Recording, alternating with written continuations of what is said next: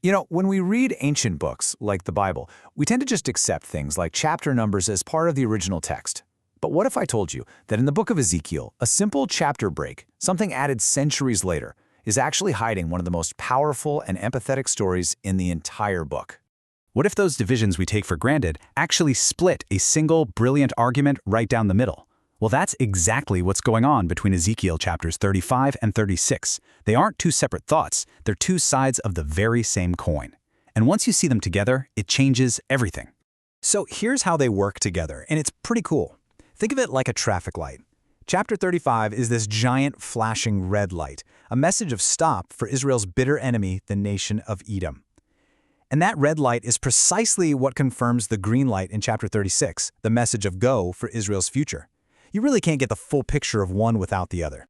All right, so let's start with that red light, the judgment that comes down on Edom in chapter 35. To really get why this message is so intense, we first have to understand who the Edomites actually were. See, this wasn't just some random neighboring country.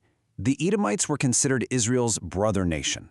They were the descendants of Esau, the twin brother of Jacob, the guy who was later renamed Israel. So right from the get-go, this is a family feud. It's a story of two brothers who, to put it mildly, just never got along. Their history was long, complicated, and just simmering with rivalry. And this long simmering rivalry finally boiled over at the absolute worst possible moment for Judah. In 594 BC, they were actually allies, meeting up to plan a rebellion against the Babylonian Empire. But just a few years later, when Babylon came to crush Jerusalem, Edom completely flipped the script. They didn't just step aside, they actively helped with the destruction. And then, they moved right in to pick over the scraps and occupy Judah's empty lands. It was the ultimate betrayal. The charges against them in Ezekiel 35 are pretty severe. They're accused of clinging to an ancient enmity, of actively helping the Babylonians, and maybe worst of all, of showing malicious joy. Pure, unadulterated glee at their brother nation's total destruction. They saw Judah's collapse as their big chance. This line from Psalm 137 just perfectly captures the depth of that feeling. It's the voice of the Edomites, cheering on the destruction of Jerusalem. It's such a visceral, chilling image of their hatred, and it sets the stage for the judgment that's about to come their way.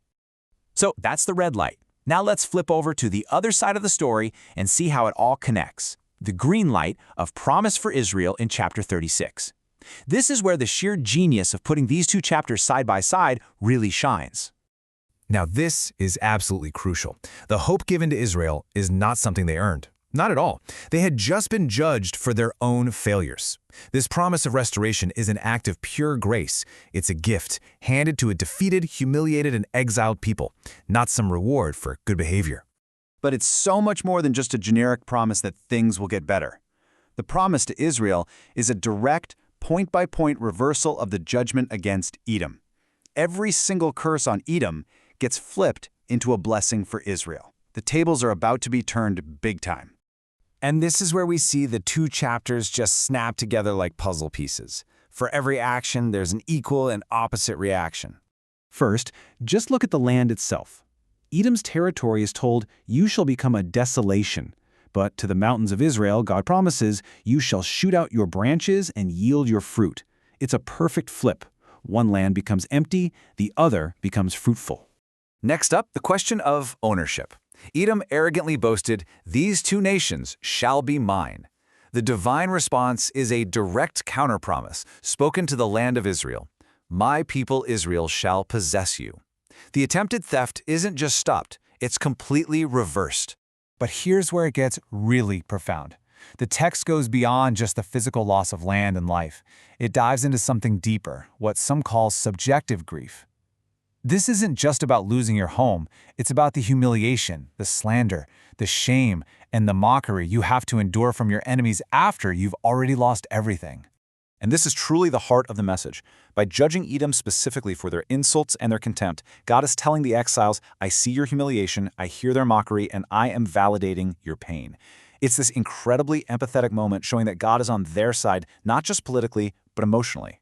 But even with this incredible promise of restoration, there was one last deep-seated fear that had to be dealt with before the exiles could really grab onto this hope.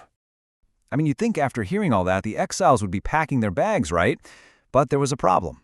A really old stigma was attached to their homeland, a dark reputation that the recent destruction seemed to have proven true. This quote comes from way back in their history, from the story of the spies who scouted the Promised Land.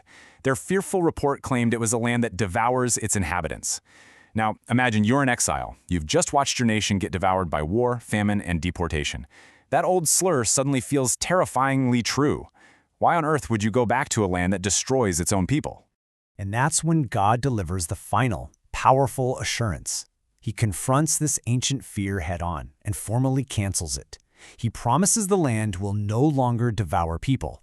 This isn't just a promise of return, it's a promise of safety. It's a definitive break with a painful past. It's the ultimate reassurance they needed to hear. So by simply putting chapter 35 and 36 back together, we see the story they were always meant to tell. It's not just a judgment followed by a blessing. It's a carefully crafted story of reversal, of deep empathy, and a profound hope, showing that sometimes the most powerful messages are hidden not just in the words themselves, but in how they're pieced together.